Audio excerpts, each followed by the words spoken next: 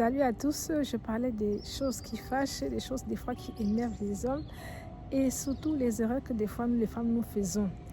Quand nous les femmes des fois tu intègres une communauté, une église, sache que le pasteur n'est pas au-dessus de ton mari.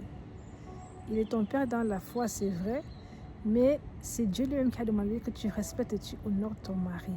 Alors, même si ton pasteur passe en direct tous les jours, même si tu as des charges à l'église, tu dois privilégier d'abord ta propre maison.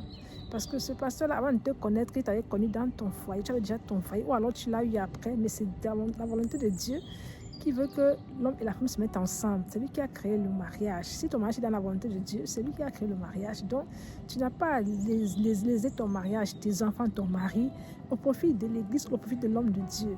Tu dois avoir le discernement et tu dois faire la part des choses. Il y a un temps pour servir, il y a un temps pour s'occuper de sa famille.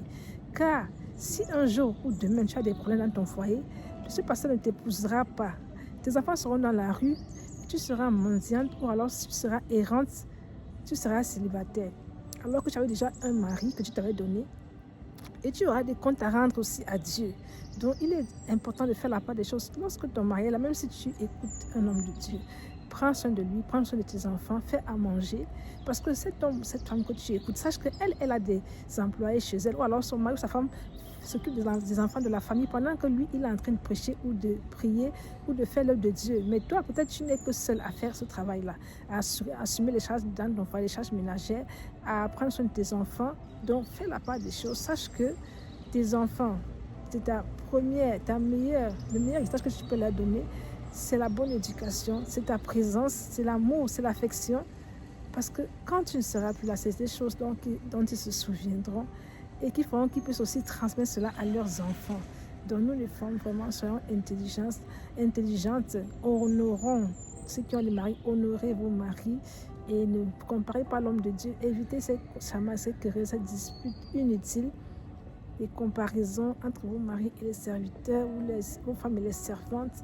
Faites la part des choses et surtout ne vous laissez pas manipuler, influencer et de l'autorité dans votre foyer parce que vous n'avez pas le pouvoir de gérer le foyer de votre pasteur ou de votre maman pasteur. C'est vous qui êtes responsable, c'est vous à qui Dieu demandera des comptes. Donc ne vous laissez pas manipuler. Vous pouvez faire recours à l'intercession pour la prière par rapport à une situation donnée, par rapport à l'ennemi qui veut s'introduire ou détruire votre foyer, mais n'allez pas confier votre vie, toute votre intimité à qui que ce soit. Franchement, sauf si ce n'est pas l'inspiration de Dieu. Que le Seigneur vous bénisse, parce que après tout ce que vous racontez, ce sera redit aussi encore par ses collaborateurs, par sa femme. C'est vous qui serez en fait humilié. Pendant que vous croyez que vous avez dit un secret, mais tout c'est déjà au dehors en fait. Parce que la langue, comme le dit la parole, nul ne peut la dompter. Donc, et personne ne fait exception à cela. Donc, soyez prudents. Peu de personnes savent garder le secret. Peu de personnes parlent peu. Et que le Seigneur vous bénisse et que cela vous aide dans vos foyers. Amen.